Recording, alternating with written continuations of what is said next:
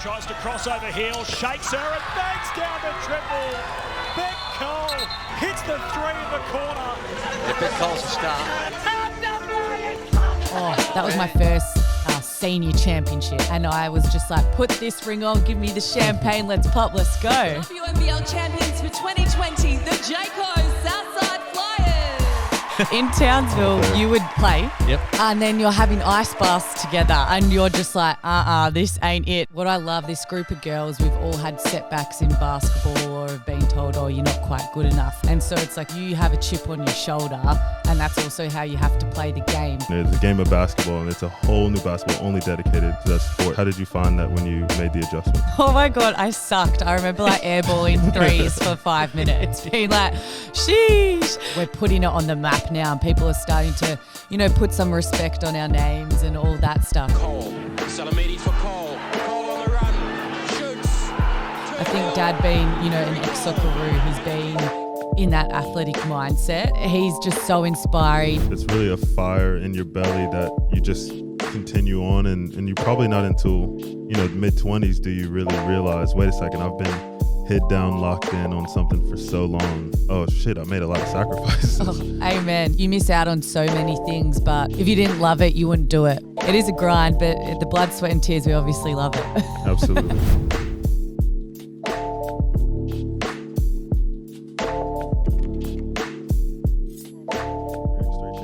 It's pretty good. So, you know what? This is the best thing about the Hoop City show, right? Because we've just started and essentially I've welcomed no one in. Dill, Cam's here, Beck Cole. We've already spoken about it. The number one 3x3 player in the country, WNBL champion. Beck, hello to you. Oh, hello. It's just nice to be with people again. I've missed this. Yeah, we're still socially distanced, but it is nice to be at least in the same facility. How you doing? How's it all been going off season? It's such a no NBL 1, so you can't do that. All I do, honestly, on Instagram is see you in the gym. So kudos to that. How you holding up?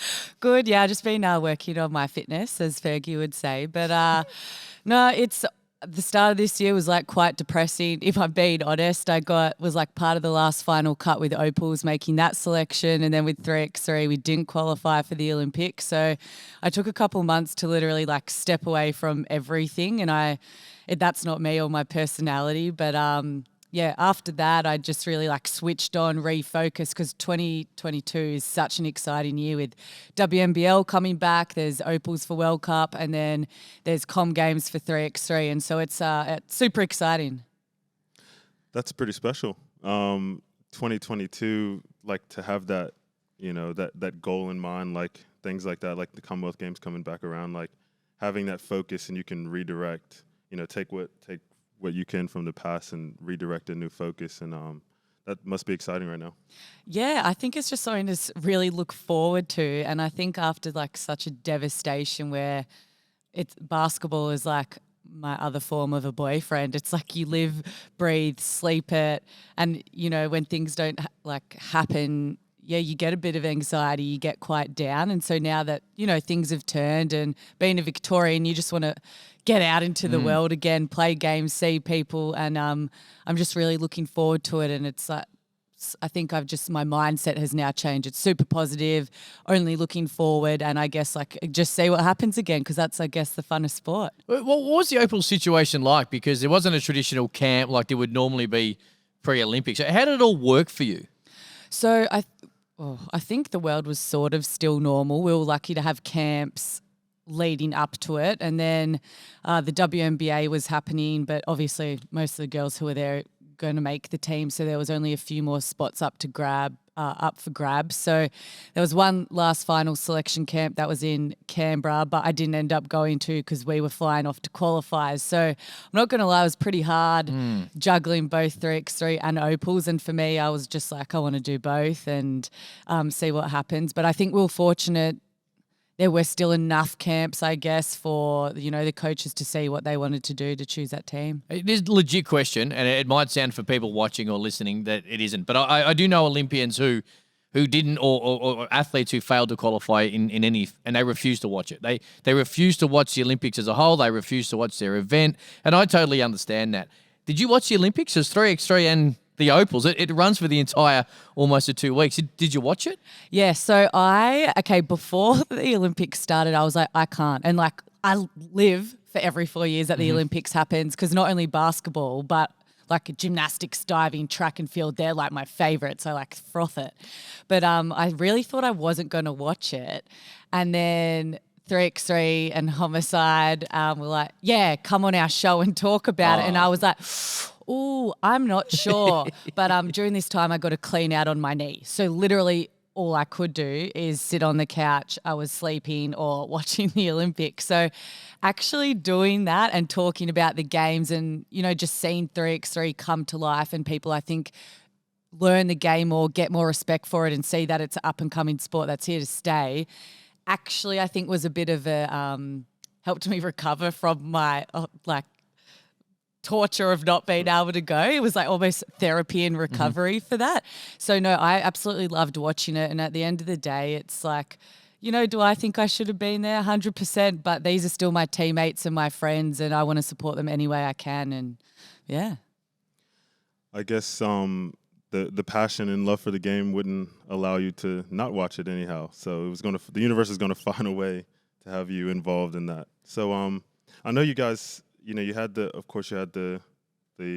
tryout there, but you also had, you know, your 3x3 tryout or training camp rather here at Hoop City. So that being such a small group, and you're training for, you know, what is to be potentially the first ever, you know, birth of 3x3 in an Olympics. So that intimate environment, you know, can you describe it? I know you were confident, of course, going in, you know, being the player you are, but can you describe what that environment was like?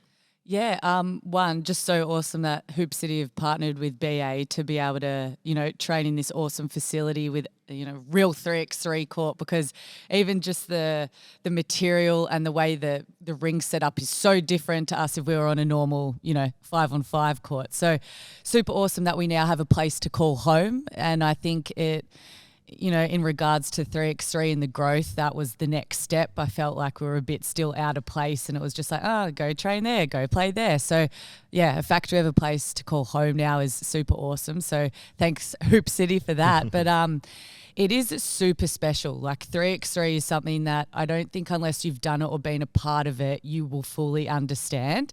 And I think what I love, this group of girls, we've all had setbacks in basketball or have been told, oh, you're not quite good enough for this, that.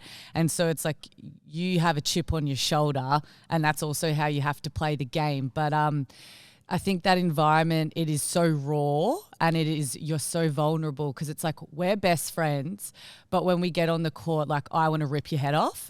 Yeah, because I'm just picturing the physicality of 3x3 is like, you know, it's a whole new brand of basketball. Very entertaining, but yeah. So now you're in a training camp with your friends, and it's like cutthroat. There's elbows, there's shoulders, there's hips, there's collisions, and yeah, it was. I can imagine what that environment was like. It is. I think that's the great thing though about the girls that we have here. Our personalities are super like white line fever. Like on the court, like we'll be in other terms like quite rough and like bitches, like we're out here to win. But as soon as we step off, like we're kissing and hugging each other, and like we're having a laugh. And I think that's what makes it super special. And, you know, it's been tough for some girls, but I think the super great thing about 3x3 is now like almost all of our squad is also part of the Opal squad. So it just proves that this game does not only help you as a basketball, but I think it helps your confidence within yourself and what you can do on the court. I've been on the record a number of times saying that the women are so far in front of the men in Australia in 3x3, and it's been proven by the fact that, you know, you've gone deeper and gone closer to obviously Olympic Games and qualification there. How did this all come for you? When did you first get exposed to it? When did you first find out that the actual format exists, and how did you make that leap to make that decision? Because it's certain that the Australian men haven't made that decision early enough to be able to help them as they headed towards Tokyo. How did it work for you? So I will never forget this time, because it was I had a major injury, and it was sort of like 2 years after that, and I was sort of like not happy with where I was, and you know what I was doing on the court with 5-on-5, and I was just like, I'm not reaching my potential that I know that I can. Like, it was just quite a frustrating place. And then Dave Biwa, who was the Nuttawad Inspectors coach, who I knew from me growing up playing at Nuttawad, was like, hey, this is the first 3x3 Hustle pro tournament. Do you want to like be part of my team? And I was like, yeah, well, I want to win, so who's on it first? And then Good he told me question. it was Marina Whittle, Izzy Chilcott, Hannah Zavik. I was like, sign me the hell up. So he because- stacked the team. So fair enough. That makes sense. It was good timing to ask you as well. It Yes. was very good timing. Yeah, so I was like, sign me up, because also like there was money involved, and I think for women's basketball in the game, that's not a normal thing. So I was like, hell yeah, playing the game that you love, getting paid, over 2 days, let's go. Anyway, the first game that I played, obviously we didn't really know a whole lot. I was like, I love this game. And it sort of brought me back to what I knew I could do on the court. But like I said before, with that confidence, somehow allowed me to, I was able to spread my wings and my leash was long and I could do whatever the hell I wanted. And that got my grip back, my confidence back. And ever since then, my game's just like, gone upwards. And that's why I'll never forget that moment. And I think just Dave, who is now our Australian 3x3 coach, I guess I've just been lucky to be under his wing and learn the game under him and grow with him. I think that's also been a special thing. And he's just like a dope-ass dude as a coach and as a human.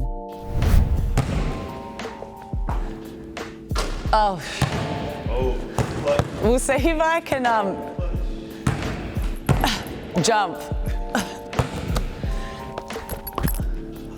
Oh, P. I'm a P.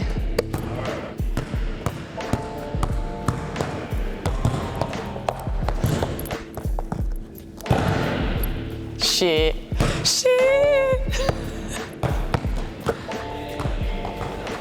I love pressure.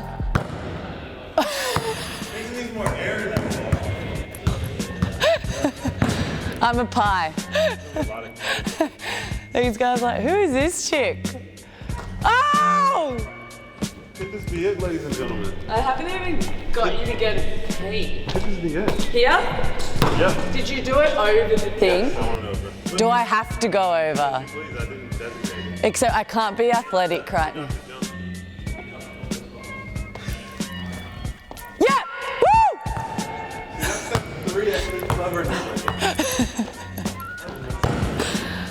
Thank God.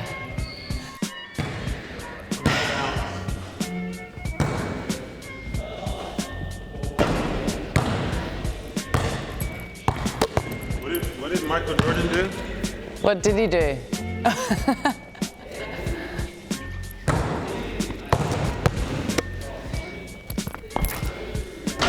Oh.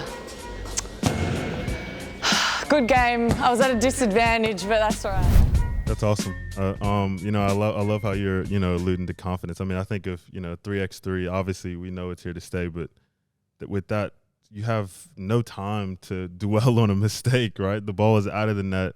It's passed. It's kicked out. This is happening. It's such a entertaining game, but for the players, like you have, in the few times I've done the 3x3 tournaments, you have to get over your mistakes, or you have to get over your highs quick. You have to get over your highs and your lows and just switch it on. And it's so good for development for young players as well to be involved in and just figuring out how to take that next thing. So, 2019, FIBA named you as, top 10 in women, or actually you're number 1, 2019. FIBA named you for women's basketball and 3x3.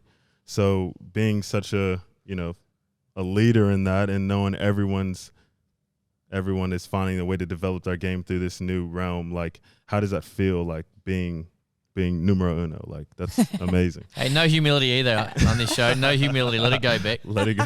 Shut up. No, like super awesome. I think I'm proud, but I know I've put in the work. So like to me, I also expect that and I want that.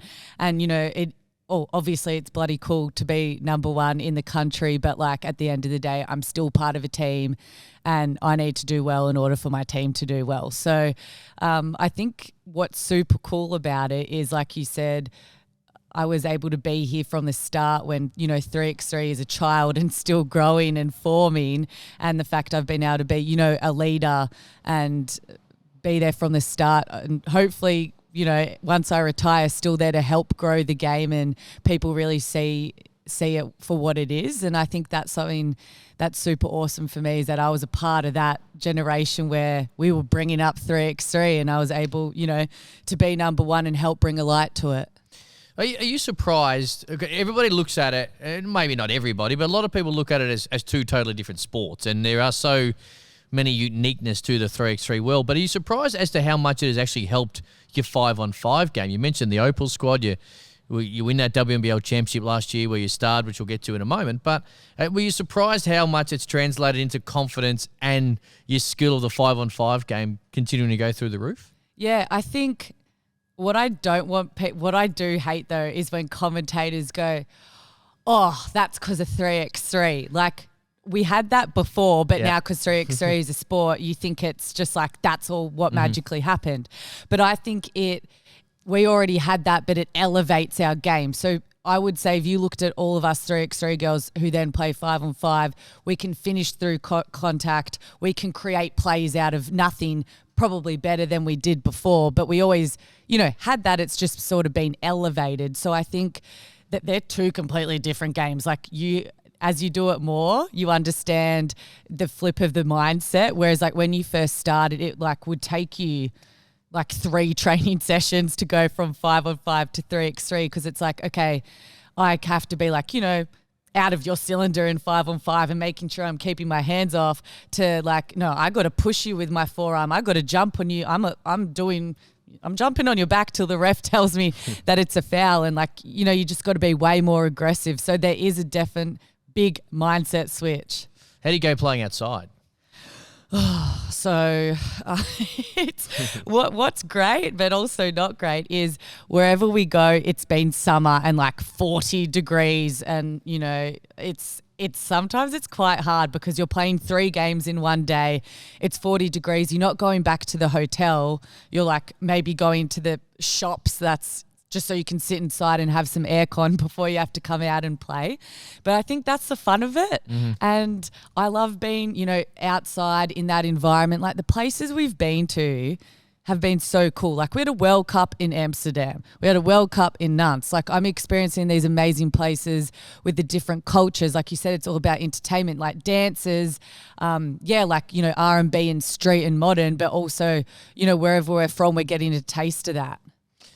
This is a legit question, and I know I joke about humility, but I'm being legit when I say this. In 50 years' time, people will look to you as a pioneer in this country because of what you're doing right now. And not just yourself, but you're the number 1 ranked in Australia, but like yourself. But are people, you talk about the World Cups, are you all aware of what you're doing? You're literally the leaders of a new sport that is going to continue to be embedded in Olympic culture and street culture. And so in 100 years' time, 3x3 is going to be one of these major, massive sports 100%. than it already is. And you are at the forefront of that. Do you ever allow yourself to think about that? Is that a conversation when you're either in camp or at a tournament?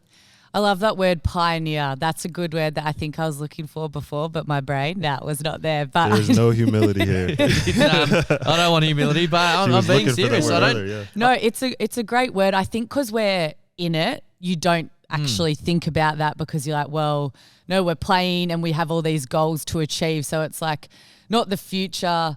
You're not seeing that because we have goals, but I don't think it's till we're completely done with basketball that we'll look back and be like, oh my God, like we started that. That is so cool. Like, I can't believe we're actually a part of that. But, sometimes we do think about it. Like, say if we have interviews and you bring it up, it then makes our mind tick. We're like, damn, like that's something super cool that does not happen all the time. So I'm super excited to see where the game goes. And I think, missing out on the Olympics, not only as like that's been a massive goal of mine since I was 15, but also for the sport and to put our nation on the map. That's why I'm super excited about 2023 and the Com Games, is that we're putting it on the map now and people are starting to, put some respect on our names and all that stuff. So it's growing and it's continuing, but I think as it gets, out there more, people will see what it's all about.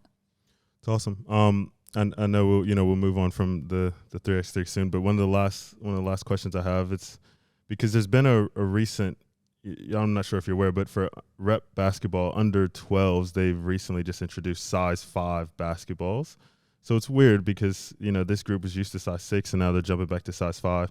But it just makes me think again about the basketball used in 3x3 and it's how unique it is. And a lot of people don't know it unless you play, but the 3x3 basketball is the weight of, in America, it'd be the weight of a men's basketball, but, like the circumference of a women's basketball. Here, size 6, and its, diameter and weight, size 7. But it's such a unique basketball. Like, people don't really realize that, it's a game of basketball, and it's a whole new basketball only dedicated to that sport. Like, how did you find that when you made the adjustment? Oh my God, I sucked. I remember like airballing threes for 5 minutes, being like, sheesh.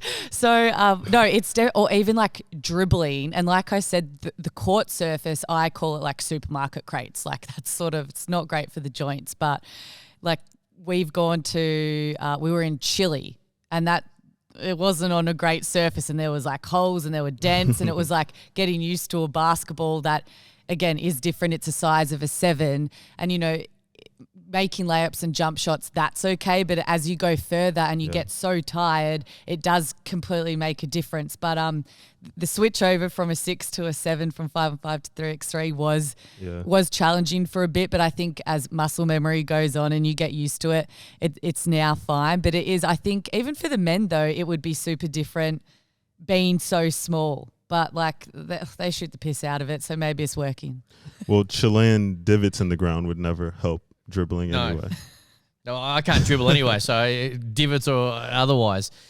WNBL Championship. Yeah, unique. And the pandemic and everything has changed so much in the last 2 years in all walks of life. And WNBL's no different. It was a tournament style season that ran really quickly but allowed you to play more games during the week. And it seemed like a barrel of fun because if you weren't on the court, you're in the pool or via the beach via Instagram. But it ended in a championship. But what was the experience like being in that type of environment and having to do what you did so well? Well, it was pretty crazy. We were talking about it after we won. We're like, we lost a championship and won a championship in the same year. Like, when does that actually ever happen? I think for us, because that was the first like major lockdown, for me, I was quite excited. I was like, yeah, I get to be with my best friends and play ball, and we get to play more games and train less. And as an athlete, that's all you want to do, is you just want to play ball. So it was hard. Everyone had, quite a few niggles because we'd had so much time off. No matter what training you do, it's not the same as, training basketball or playing games. But like you said, it was pretty cool. One of my non-basketball friends was like, how's your holiday? I was like, no, babes, like, I'm here playing basketball. But I love the Southside Flyers and the culture that we've created. We have such a great team, but all of us want to win for each other. And I think, Cheryl's such an amazing coach and she is a great team coach. And I think, look, it's so weird. People say, how did it feel after you won? And for me, I was like, just relieved, which I don't know if that's like a normal thing, but it was so hard mentally that I think once you won, you realize, Jesus, we were away from home, your families, loved ones. Like, no offense, I also love you, but like I'm seeing you every goddamn day for 24 hours and it gets hard. But I think, that was my first senior championship. And I was just like, put this ring on, give me the champagne, let's pop, let's go. I remember most of the game. I'm just trying to think, and I've got a good memory, but you hit a 3 late and it felt like the emotion washed over you on, it might have been the last 2 or 3 minutes, but like, is it exactly what you thought it would be? Like you mentioned that first senior championship. In that moment, you finally realised that this would be, in the unique situation, in far north Queensland would be the championship. Was it everything you thought it would be though? Hard because we weren't at home and we didn't have, our loved ones to celebrate. I think that definitely makes a difference. But I always thought we had the team who should win the championship. I think what did make it great is because we versed Townsville and that's who home it was. The atmosphere was insane. Like I remember I came out in the second half and I was just like, we got to get this done. Like we weren't playing at our full potential just yet, but we got it done defensively. And like you said, a few things like one after the other, and that's when the passion was coming out because like you wanted it and like it could be yours if all you did was finish off this play, defense, offense, and it was. I think I was doing an interview after and I started bloody crying talking about my family, and I think it is what you think. It's like all emotions just go and you're like, oh yeah, cool. But it was. That feeling is insane, and just doing it with people that you actually love and you know what you've been through together is something super special. What's it like living on top of opponents? Like, you mentioned the teammates, but like, Dill, you know what it's like. You know, you sometimes you scrap and then you bump into them at the pool or, you know, whatever it might be. What was it like in that? What was it, a weird experience where you might bump into someone you don't, one, have a great friendship with or relationship, or two, may not even necessarily like? Okay, weirdest thing is, so in Townsville... Are you going to drop names when here, Beck, No. Okay. Oh, we'll see. In Townsville, you would play... Yep. And then you're having ice baths together and you're just like, this ain't it. So like say... Well, hang on, the opponents. Yeah, so say we played Sydney, yeah, right? Well, we're staying at the same hotel room and there's only one spot to have ice baths. So we play, you go back and then you're both having ice baths together. And like you said, if you lost or if it's a team like you have rivalry with, you're like... Girl, nah. Like, or it's like, who gets in the ice bath first? Yeah. Like, I'm making a I point. was just saying, it wouldn't be a lot of ice That's baths. a rule, isn't it? It wouldn't be a lot of ice baths, right? It'd probably be like, what, 3 or 4, right? 6. Oh, I you'd think have there was 6. 4 to 6 baths and then like a So pool. even then, that's not a lot, and you got a lot of teammates walking around, a lot of opposition walking around. Yeah, it was a bit intense, and I think the further down the track it went, because it had been a while, and I think just the emotion of it all was building up. It you can admit you all hated each other by finals week, right? I think so. I'd be hating my teammates after that long. Hoop City Show, you get involved. You can hashtag Hoop City Show and ask Beck a question. She'll always fire back. She's so big on socials. You mentioned your family. Yes. And so much of what you speak about when you spoke about the emotion before and so much of what goes on a daily basis of which you're so open on socials is around your family. Talk a little bit about what, not just what they mean to you, which is a cliched question, but and how much they help you do what you do on a regular basis. Yeah, I love my fam bam. They're like my best friends. And I think as you get older, you realize how lucky you are to be, you know, so close with people, and especially over this pandemic. It's like, damn, without them, like, I don't know what I'd be through. But I think, like, for me, my parents have been absolutely massive, from major injuries, for them still believing in me when I didn't, or other coaches thought I was done. And I think Dad being, you know, an ex-Socceroo, he's been in that athletic mindset, and then, you know, he got diagnosed with cancer, and being a part of, you know, that journey with him brought us even closer, which like I didn't actually think was possible, because like he's my dude. But he's just so inspiring, and like if he can overcome that, and he made it look easy, and like he's so fit, he's so happy. He actually like, you know, put on good books to give to me to like improve myself and make me look at things differently. And I'm like, you're amazing. Like, you're doing, you know, going through chemo and radiotherapy, but yet you're making me a better person. Like, you're insane. But he's been super cool. Like, I think whenever I need, you know, a kick up the bum to be like, why are you worrying about this? Or like, what was that game? Come on, do better. I love it. He's straight to the point. And I'm like, yep, okay, let's refocus. Let's do this. But then when I need a shoulder to cry on, like he's my big papa bear. Like, he'll just be there to, you know, lend a shoulder. And I think that's where I love it. I get the realness, and he gives me, you know, hard care, but soft care at the same time. Harder. Nervous. Oh, that's fine.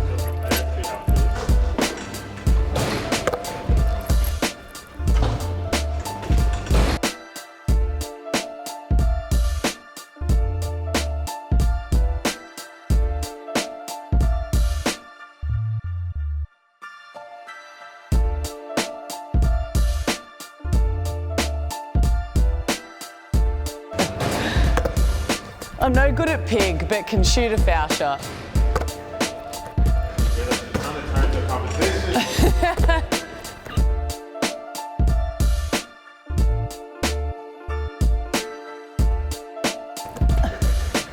There you go, your turn.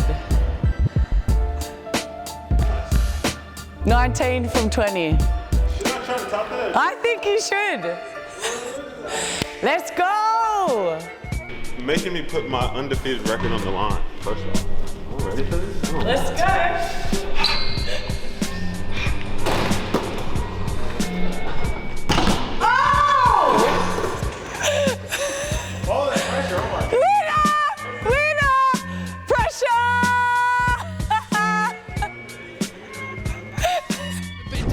like, did you ever get over it? Did you ever start to question that maybe it wasn't for you to be a pro athlete, or was it just something that motivated you and drove you daily? Nah, it motivated me like every day to be better. I think, back then it was like, I want to be the best. And then as you get older, it's, I want to be the best athlete I can be. You should never compare yourself. Like, yeah, it's a bit of motivation, but everyone is different and you're good for your own personal strengths and, weaknesses. So, but like back then being a kid, like I love coming first. I love getting gold. I love getting that blue medal. And Fair I just think in every different sport though, like I loved sport. So no, like you say, did you ever think of anything else? And I think, I don't think my brain did it go anywhere else. I think that's something you can say. You're probably the same deal. For all professional athletes, that's pretty much the same thing, because if it wasn't for that, you're right. You don't just stumble into being a pro athlete. So you wouldn't be a pro athlete. If we were talking to people who had some talent as a kid and then just like, yeah, I just wanted to go party, or I wanted to do this. That's the difference between being a professional athlete and being incredibly successful and sitting on the couch or watching it at home. Well, Yeah. oh, sorry. You No, go, no, Dylan. you go ahead. Well, that's what happened. So I had like a few friends who were really good, and then you get into like year 11, year 12, and they find partying and they find alcohol, and it's like you don't realize, but as a teenager, you're already making sacrifices. Like you're not going to parties, you're going to sleep early. They're like, oh, just don't go play on Friday. I'm like, you can't just not go play on Friday. That's not how it works. But it's like, I think a dedication already starts at 15. Like I was probably training more almost than I'm training now. At that age, it's not always it's not a conscious dedication necessarily. It's really a fire in your belly that you just continue on, and you probably not until mid-20s do you really realize, wait a second, I've been head down, locked in on something for so long. Oh shit, I made a lot of sacrifices. Oh, amen. You miss, like, especially now, like once you're, playing in the WNBL or over in Europe, you miss births, like birthdays, people getting married who are close to you. It's like you miss out on so many things, but if you didn't love it, you wouldn't do it. And if you stop loving it, that's when people retire, or, you go get a 9-to-5 job, or whatever it is that makes you passionate. So it is a grind, but the blood, sweat, and tears, we obviously love it. Absolutely. I did make it mid-season. I flew to America for my college roommate's wedding. So there are sacrifices that can be made, but you gotta sacrifice some practice and Yes. take some convincing of the coaches. Good wedding.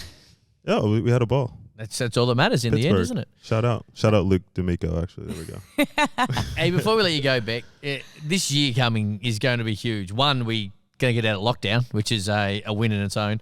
WNBL season will be back to normal, so you'll be able to, what you spoke about earlier, trying to defend that title in front of home and family and friends.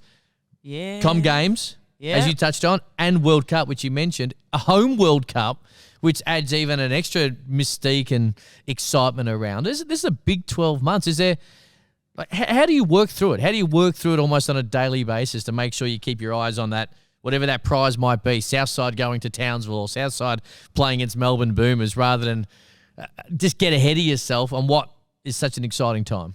Yeah, I think you learn as you get older how to, you set, your short-term goals and your long-term goals, but at the end of the day, you just cannot think too far ahead, because you might not make that team, you might not do that. You just got to grind every single day, and, step by step, the day will come, and hopefully it's your time. But I'm just super excited for what's ahead. And like you said, day by day, and I just want to tick off boxes slowly. Is there a Com Games qualifying phase, or are you automatically because of rankings? Do you know? Good question. Yeah. I think we're automatic. Yeah. I don't know why, but I Yep. think that's the answer. I think you might be as Yeah. well. Hey, thanks for joining us. First ever show. You're number one 3x3 player in the country, so we had to get you on first. Oh, thank you. I'll be back anytime you want me, guys. Love chatting to you. Leave your phone on, because we'll probably call in the next couple of weeks for no one else. Well, one will say, who are we going to get? Beck Cole, or are we going to talk to someone we don't really want to? We'll just get you back and we'll do this again. Thank you, and good luck for the season. Thank you, guys. Thank you. Awesome.